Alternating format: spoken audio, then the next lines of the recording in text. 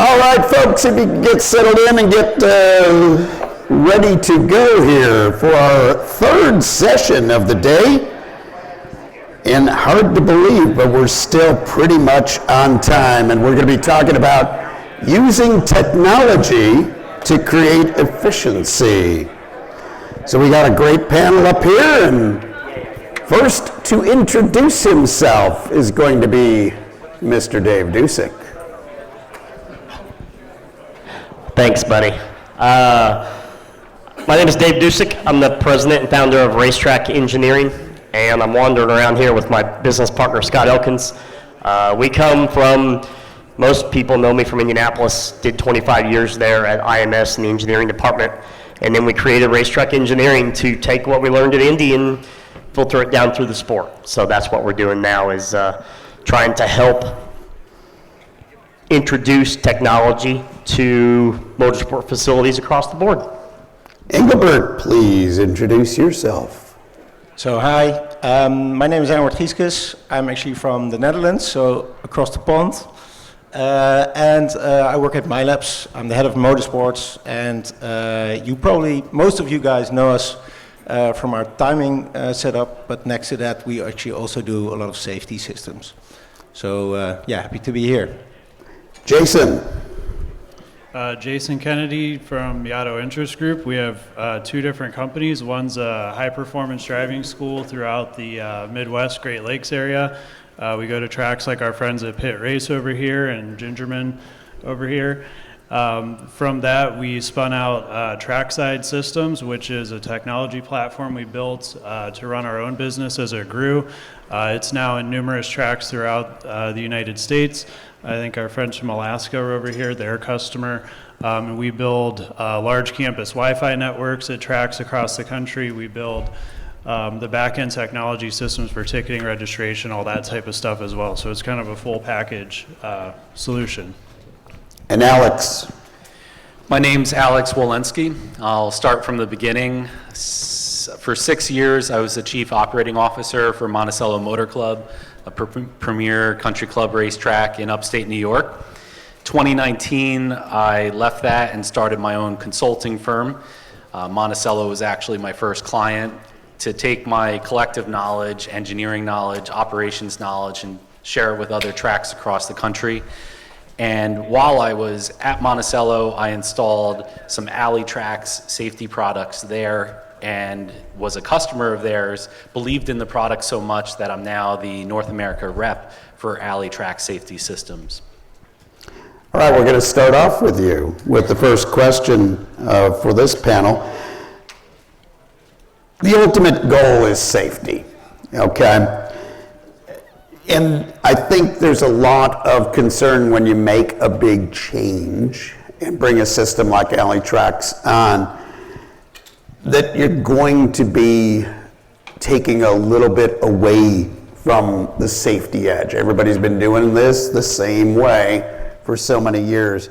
Talk a little bit about the Alley Tracks system and how these systems are reliable. Sure, so this has been an emerging technology, and some of the initial attempts weren't always reliable. And I believe that gave electronic signaling a bad name. But we've been through those iterations, and all of the players in the field have learned from past experiences, and the systems are becoming much more reliable. But we are talking about safety, and it's very important. And so I would recommend you also look at what's behind the company, not just the product on face value, but what's behind the company that's building that product. Alley Tracks, for example, its parent company is Nautech Electronics in Australia. They're kind of like the Whelen of Australia. So their day job is building LED modules for emergency equipment and military equipment. And they share those resources to build their track products. It's very hard to create a profitable track product business on its own because it's such a niche.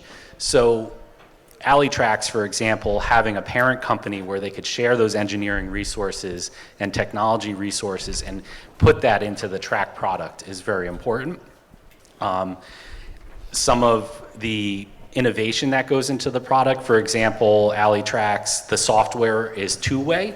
So when the control room asks the flag point light to do something, it will not tell the operator that something happened unless the device actually talks back. So they're not guessing if the light did something or if it's stuck on. The control room knows. There's also a heartbeat that's constantly pinging the different devices. So that's the design's important. And then lastly, the backbone. The backbone is so important, and it's unrelated to any of the track products that you put out there. Junk in, junk out. So if you don't have the proper power, you don't have the proper data infrastructure around your track, you could have the best flag point light, the best digital systems, but they're gonna not seem to be working reliably. And it has nothing to do with the device, it has to do with your infrastructure. So if it's a new facility, you have to get some experts involved to lay that out. A local contractor won't understand racing. And if it's an existing facility, there's a lot of tricks you could play to economically get that backbone in. But I also like to build future into that backbone so that when you make that investment as the digital products advance, that it's just plug and play and you're not reinvesting constantly. And everybody up here could help you with that for all your problems. Alex, you mentioned investment, right? So we talk about money. You guys may see a theme here. With my background in finances, it's all about profitability, and ultimately, because I love the sport and I want to see it stay around a really long time.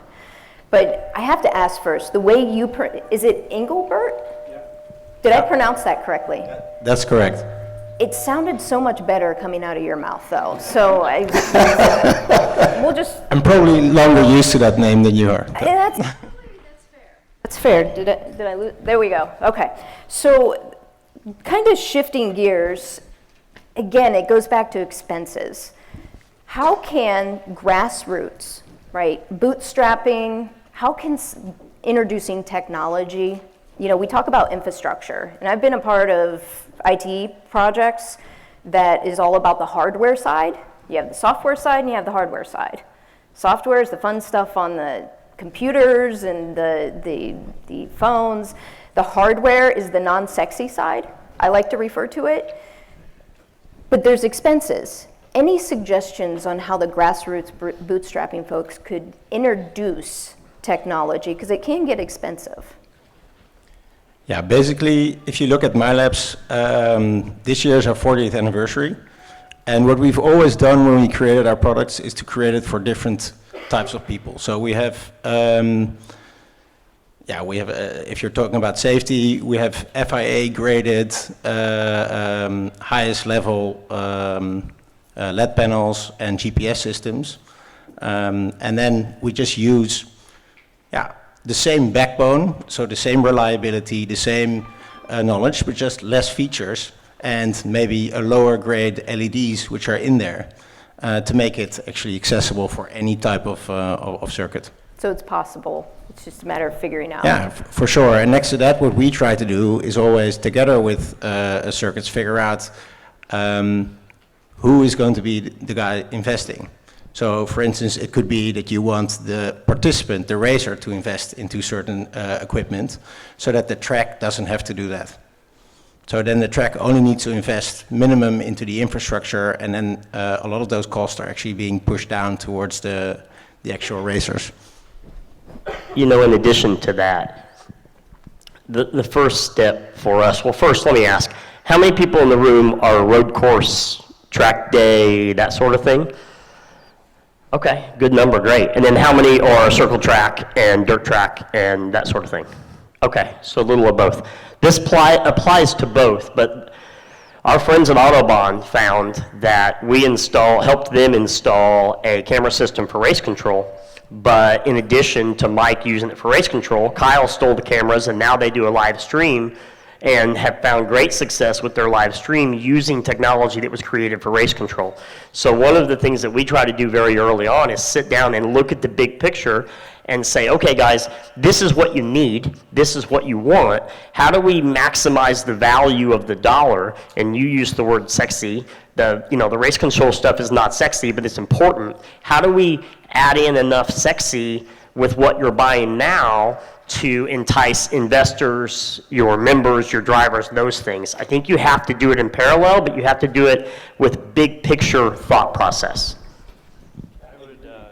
I would add to that too. You're speaking at the grassroots level too, right? So if you're a grassroots track, you probably don't have a multi-million-dollar technology budget. That's just how it is. But the good thing with most of the technologies nowadays is there's a lot of standards, so you can do basically anything that I think any of our solutions do over an IP data network. So a properly architected IP data infrastructure that powers Wi-Fi, that powers your digital race control, your cameras. It can do all of those things. You don't have to have numerous different proprietary frameworks. So in our case, when we go to a customer that wants to run our software for trackside, more often than not, they have Wi-Fi in one building or no buildings. Or they just rely on cell phones and cellular data, which everybody knows when you get a big, busy event, it quits working, right? So we've standardized packages where we will put in a carrier-grade Wi-Fi backbone infrastructure in place for $8,000 and connect up to 3 buildings on your property if they're within 1 mile of each other. And that's just like the base level getting started, and you can build upon that. So it doesn't have to be super expensive to start with that infrastructure. I'm chuckling because all I can think about is back in the day when DVDs first came out, right? The DVD player, and it was like $1,000 to buy, and now you can pick them up for 25 bucks. You know what I mean? So it's kind of like what you guys are talking about. What used to be maybe out of reach for grassroots, smaller tracks, can be done now because it's cheaper. And I'd also urge you to look at the big picture. When you look at the face value of a electronic install at your facility, the flag point lights, the cameras, the backbone, it might look like a big number, but also being from my operations background, aggregate how much you spent on corner marshals that year. Before you know it, you'll probably pay for your safety system in, let's say, 4 years, and you don't have to worry about staffing when you have a safety system. Now, I'll be the first one to say, if you have a big race, you still have to have some human element, absolutely.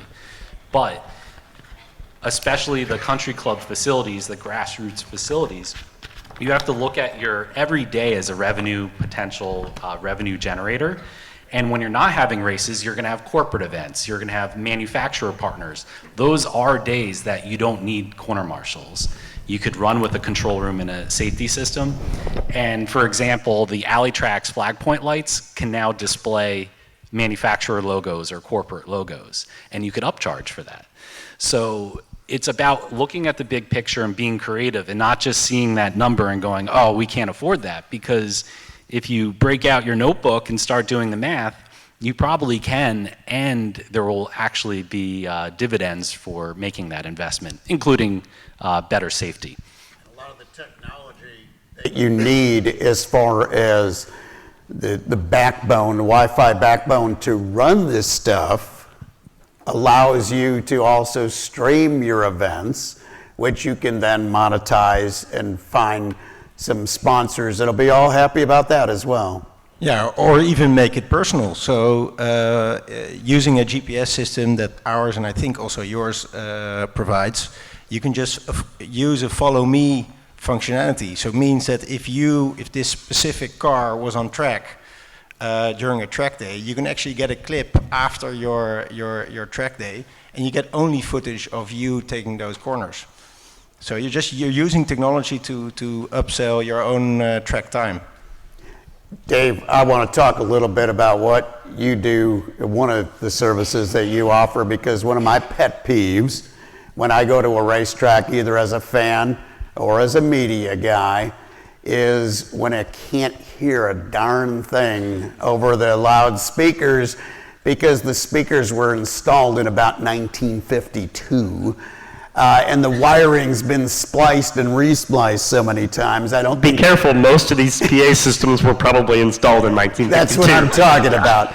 But what I like about what you do is you find ways to make it affordable for folks that they can keep an upgraded system going forward so they're not stuck on that big investment that then becomes a dinosaur.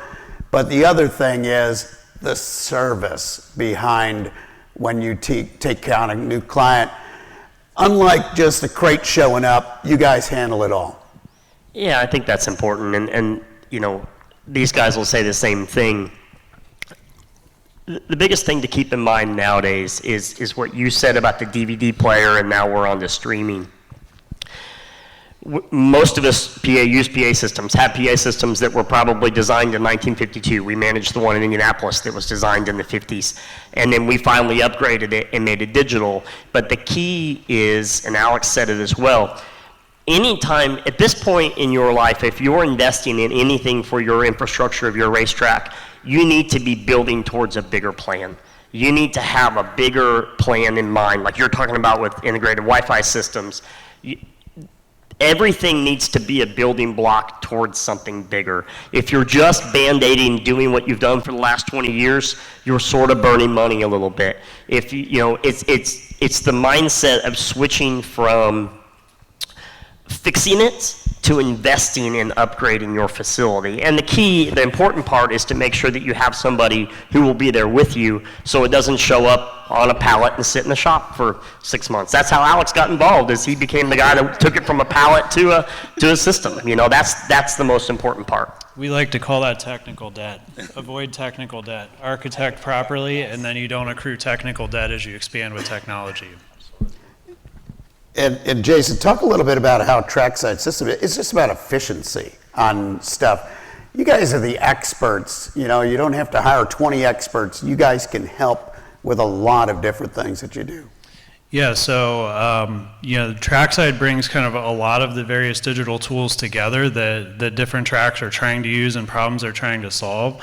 Whether that's the basics of registration, ticketing, waivers, all of that.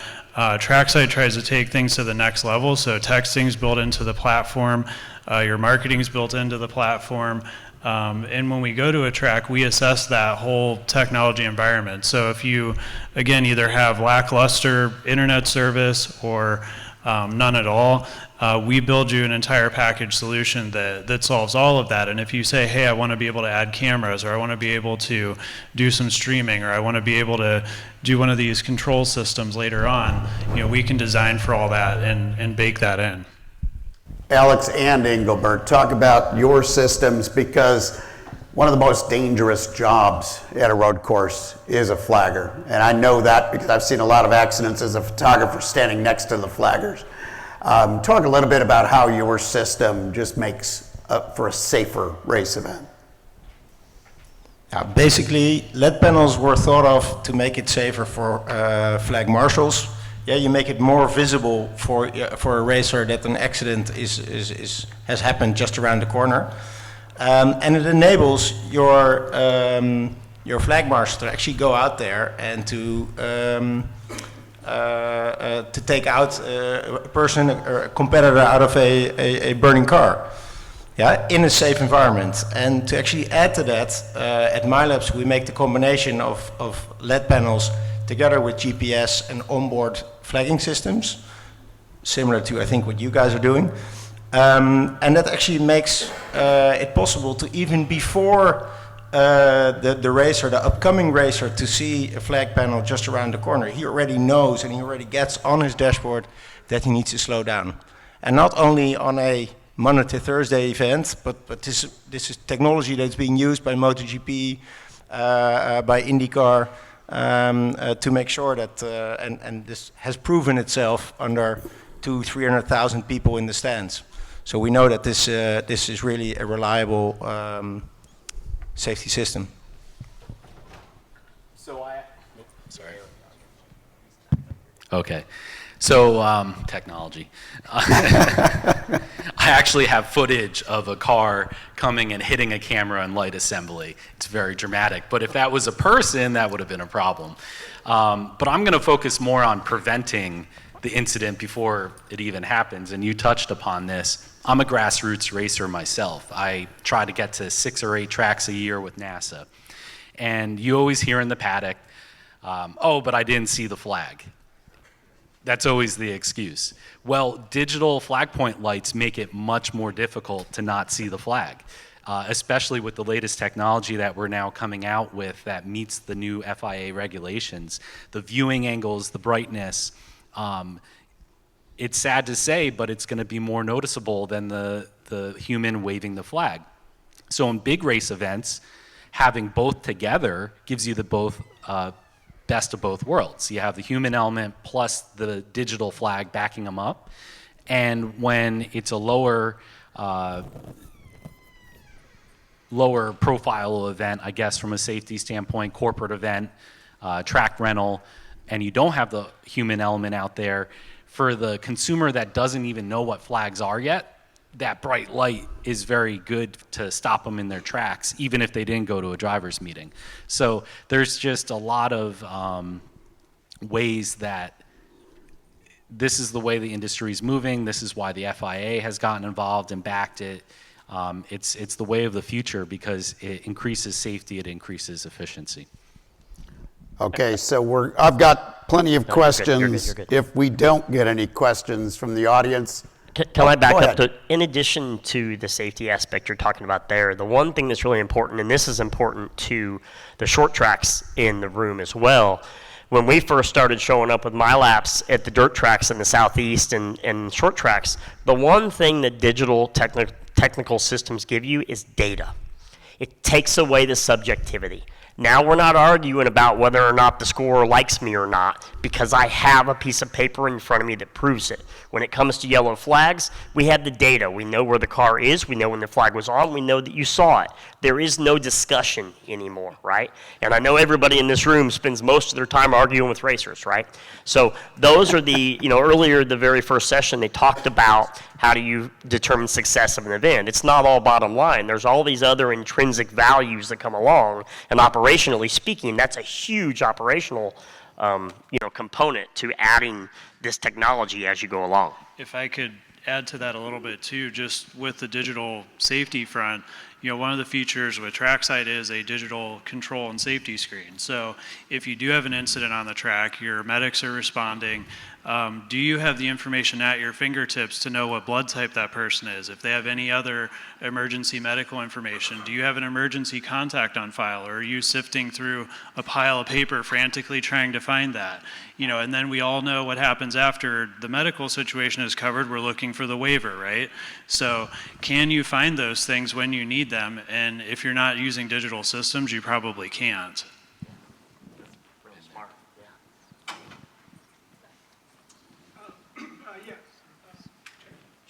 Scott Kosek with GetInTheStands.com. Question, Doug Royce of the Performance Racing Network years ago told me grassroots racing grows from rural and remote areas into the city, and stick and ball sports grow out, which made stick and ball sports much more competitive with audiences and whatever. Technology is the exact same way.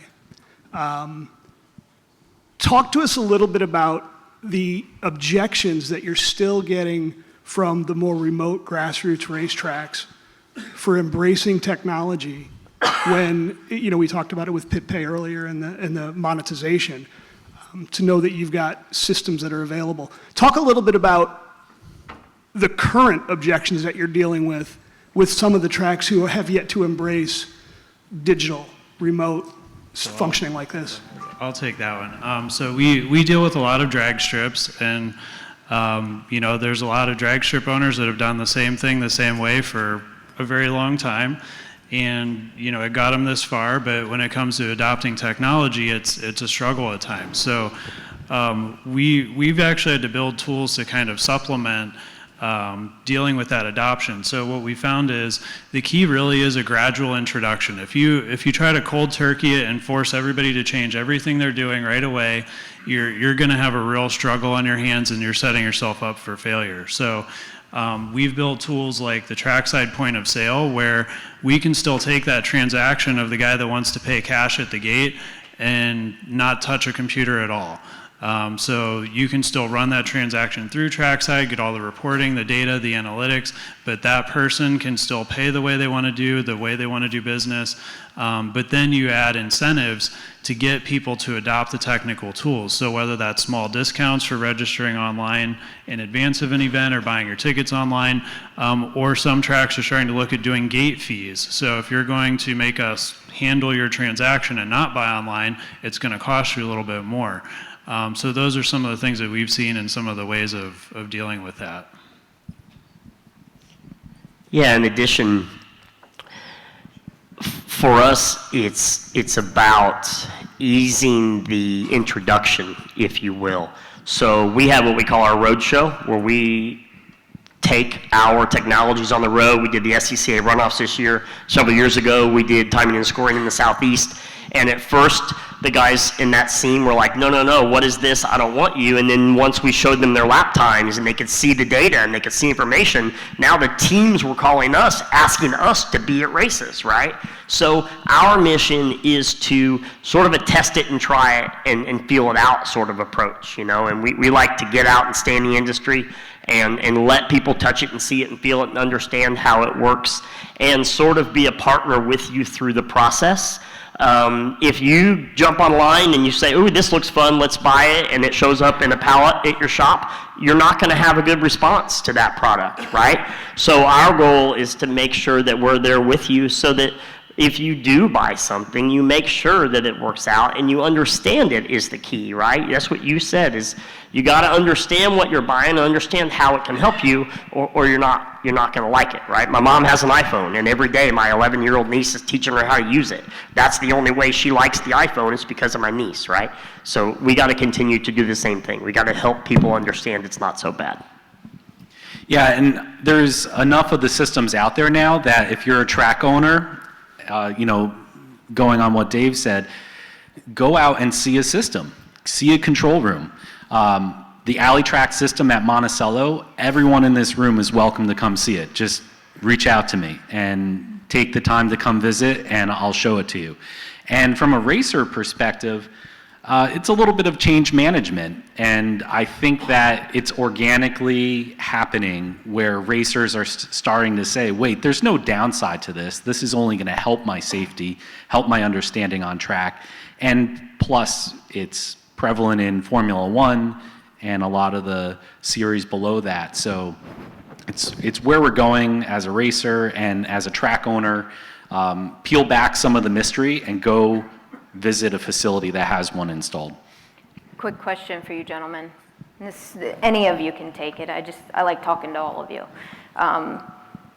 If I am you guys have installed these in multiple tracks. What was the number one thing that after it was set up, they've had a year under their belt using it, what was the number one point of reflection from your customers after it's like set up and they've gone through that learning curve, so to speak? What do you hear from them typically? I'd love to hear from each of you, to be honest. No, basically, they love that it always works. So if you look at our products around the globe, and we're active in 177 countries around the globe, and basically when we check in after a year, we do that very often with many of our customers, that we after a year check in, how has it been? Mm-hmm. Then usually they say, oh yeah, I didn't even realize that we're still using it because it's always working. And that is also for our safety systems. It becomes super easy to use, so that you don't really take it into account anymore. I almost think like LASIK, right? For a while I had glasses, and then once I got LASIK surgery, it's like, what the heck did I wait so long to have it done? It's literally a couple seconds per eye. What was I waiting for, right? Yeah. I was just curious if that's kind of the response that you guys have received. Yeah, so the thing we see after a customer's first year of like a Wi-Fi system we install using the software is they want to do more. They want to layer onto it. So they want to use, there's so many capabilities in our software that nobody uses all of them right out the gate. They always want to do more. We inevitably get the question of adding cameras to the system. Largely more for security is what ours are angled toward, and some risk management type of activities. Or they want to add so that the Wi-Fi coverage, when we design a network, we pick where the coverage needs to be. They want to add areas to it. Maybe they want to add guest Wi-Fi so that the spectators can get on there. That's been a popular conversation with our customers is, hey, we want to be able to, we know the cell service is bad at our track, so we want to be able to give service so we can get that social media activity going and things like that. Because at the grassroots level, especially when people's friends are the ones racing and all of that, you get a lot of great social media activity going on, but if people can't connect to it, you don't get that, and that's a big thing to lose out on. So we spoke about the quality of the devices. They're getting very good, the software and the hardware, much more reliable. I kind of poked at the backbone as being very important. Well, what goes along with that is also the training of the operators. So a lot of what I see is they think they might have a problem with the system, but it was due to poor understanding of how to run the system. So what I would urge you to do is work with someone who I like to call train the trainer.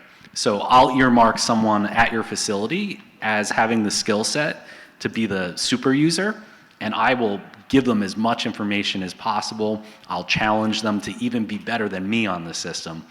And that person then becomes my analogy when I'm not there and answers all the, not dumb, but rudimentary questions and looks after the system, makes sure the housekeeping is being done to the system, because if you don't do that, it's like anything else.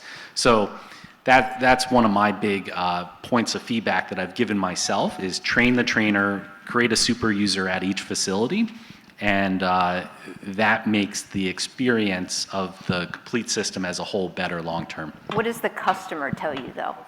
That's what I'm curious about. What does the customer say to you after it's all said and done? I mean, similar to my laps, it just works. I have some record uptime on some of the devices that I'm very proud of. So the reason I bring up these other things like the backbone, so if the customer comes to me and says, oh, the system's not working, it's usually the backbone or user error, not the actual end device. So the benefit to them, though, is more time, dependability. Oh, absolutely. Like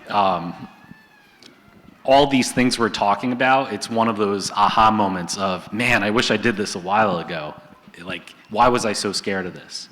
And especially when it comes to the lower staff days, the corporate events, savings on corner marshals, not worrying about where am I going to find 17 people today. I'm a track owner. I want to know what's in it for me, right? Right. Your technology and stuff, you guys can geek out on that all you want. At the end of the day, I want to save money, I want to make more money, and I want to save more time. Yeah, it's really, I mean, these days it's becoming more and more difficult to find volunteers. I mean, usually during track weekends, it's not an issue. People want to participate. They do this next to their normal day job, and they want to be, and I mean, they all love racing, and that's why they want to be there during the weekend. But finding people Monday to Thursday, it's becoming more and more difficult. And with these systems, you don't really need them. Well, at the end of the day, and I want to sound like a broken record here, but it's reiterating what everybody just said. Once you get there, you're like, oh man. And Kyle and Michael tell you, and everybody in the room that has used technology, once you get one thing, you want more, and you want more, and you want more. And we like to say that innovation is an evolution, right? You don't buy it and then it's over. It's a constant growth. What? It's a constant growth process. Our business is design, installation, operation like a triangle. We treat that like a recycled triangle. Once we spend a year with you at your track, we redesign the system you have and the system you're going to invest in next, and it's just a constant evolution. So, at the end of the year, the conversation is, what can we do now? Once you get through the stumbling blocks, right? Yep. And there is, I just thought of one that directly answers your question. The camera footage from the track cameras, really cool after an incident. So many times we're trying to put together what happened from an incident from in-car cameras. Oh, I forgot my memory card, it wasn't pointed at the right direction, and then all of a sudden you pull in that footage from the eye in the sky of what happened with an incident, and it's amazing what you can learn and what the racers learn. That's on the ground level. Then you have liability that it will help you with, that you have records of that, although I do recommend you don't have a long retention period. And there's just a lot of interesting other uses that you'll find for the technology, even looking at wildlife at night. Okay, one thing that I think some folks might be a little concerned of is how quickly technology is changing. I used to buy one of these crazy things, and I was the kind of guy that kept it until it stopped working. If that was 7, 8, 10 years. Now, the minute you buy it, it's almost like it's obsolete. How, and this is a toss-up for everybody here, I want to hear from everybody. How do you ensure the customer that the technology that they buy from you guys is not going to be obsolete next week? So I'll say part of that is planning ahead, trying to help the customer understand where they're going to be with technology in 3 or 5 years. The good news with most of the infrastructure types of things is they tend to have a longer life cycle. So once you get that backbone core of a good solid data network in, you'll be able to leverage that for a considerable amount of time. The shorter lifespan tends to come down to the end devices. I mean, everybody's probably buying a new laptop and a new phone much more often than they ever used to.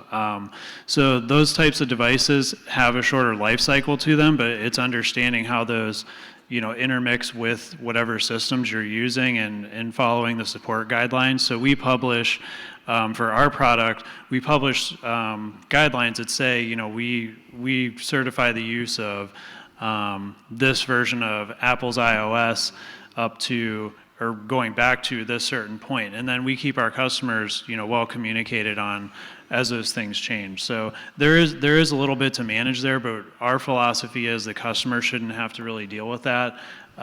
We just try to help be communicative and help them understand that. But it really boils down to long-term planning, I would say, as a whole.